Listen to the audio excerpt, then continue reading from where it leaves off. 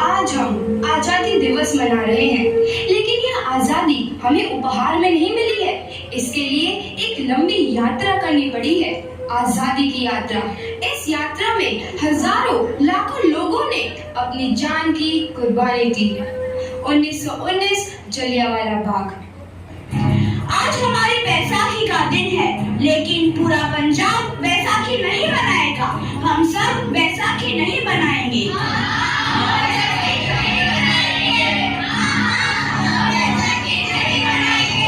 जब तक हम अंग्रेजों को भारत से बाहर नहीं निकाल देते, पूरा पंजाब बैसाखी नहीं मनाएगा।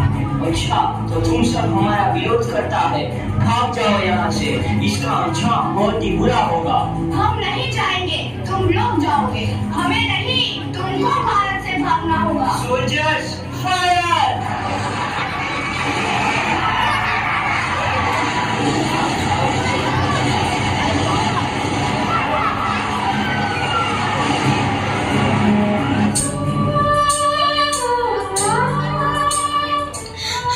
ये जमीन हमारी, ये धरती हमारी, ये खेत हमारे। अभी थोड़ी देर पहले हमारी ये फसलें लहरा रही थी, पर इन अंग्रेजों ने हमारी फसलें बर्बाद कर दी। इन अंग्रेजों ने एक ही झटके में इन सब फसलों को काट दिया।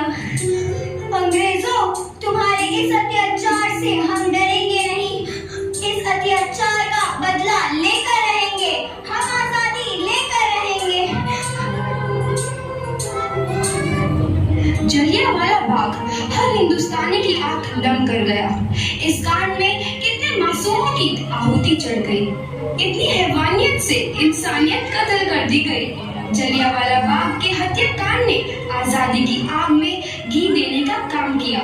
मासूम औरतों, बच्चों की दर्द भरी चीखें और सिसकियां इनकलाब का गूंज बनकर उभरी।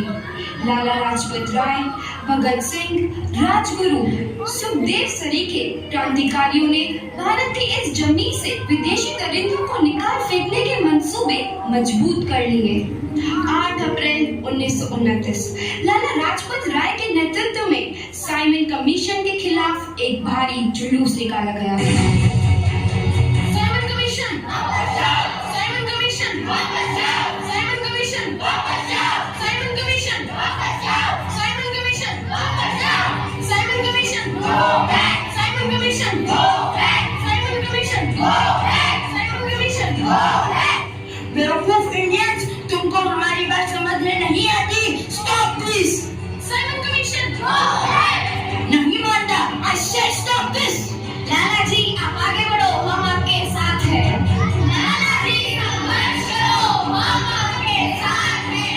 लाला जी, संघर्ष करो, हम आपके साथ हैं। लाठीचार्ज करो!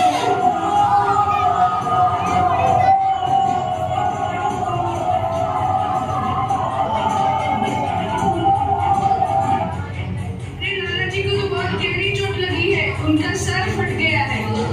मेरे शरीर में लगी एक एक लाठी अंग्रेजी सरकार के कफन में कील का काम करेगी। ये आजादी की लड़ाई रुकनी नहीं चाहिए। ये जिम्मेदारी मैं तुम सबको सौंप कर जा रहा हूँ। लाला लाजपत राय की दर्दनाक मौत के बाद भगत सिंह, सुखदेव, राजगुरु वतन के इन मतवालों के खून में ऐसा उबाल आया जिसका सामना करना अंग्रेजी सरकार के लिए मुश्किल हो गया। अंग्रेजों को करारा जवाब देने के लिए स्कॉट और सैंडर्स को मारने की रूपरेखा रची गई।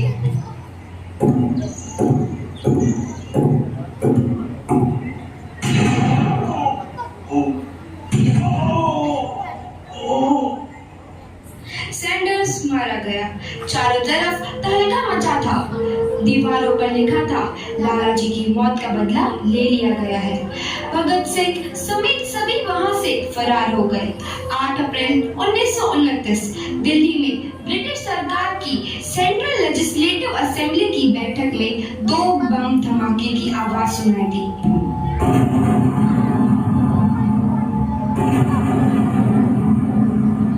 इन धमाकों ने अंग्रेजी हुकूमत को घिरा कर रख दिया। इस घटना को अंजाम देने वाले भगत सिंह, राजगुरु और सुखदेव ने अपने आप को अंग्रेजों के हवाले कर दिया। 1930 को अदालत ने अपना फैसला सुनाया।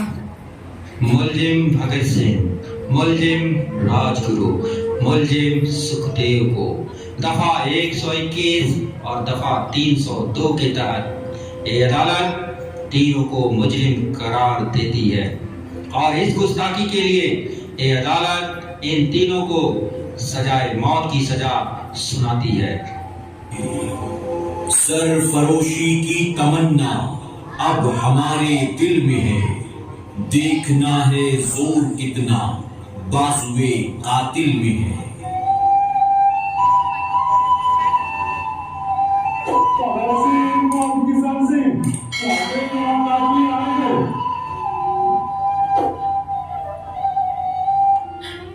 पुत्र की हाल है तेरा?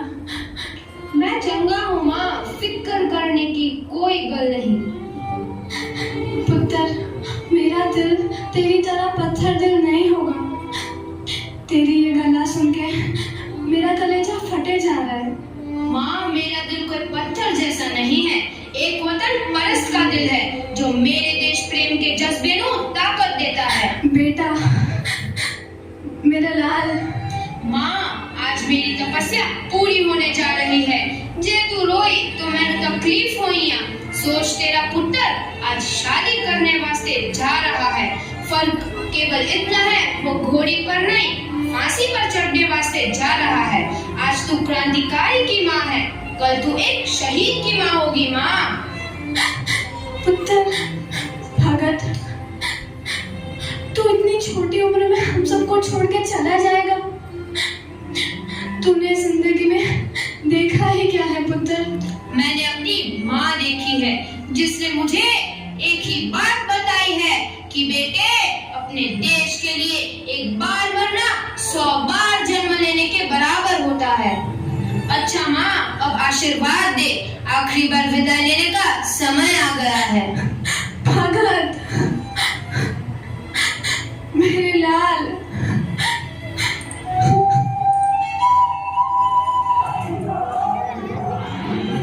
भगत सिंह, तुम्हारी कोई आखिरी ख्वाहिश? हमारे हाथ खोल दिए जाए। हम तीनों दोस्त एक दूसरे से गले मिलना चाहते हैं, उनके हाथ खोल दिए जाए।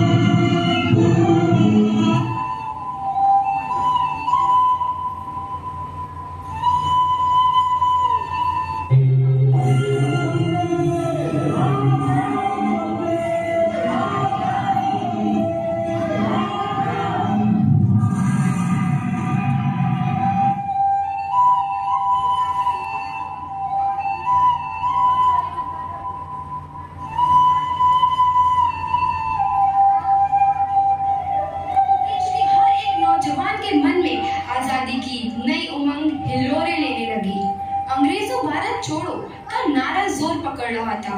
सबने एक आजाद भारत का सपना देखना आरंभ कर दिया था।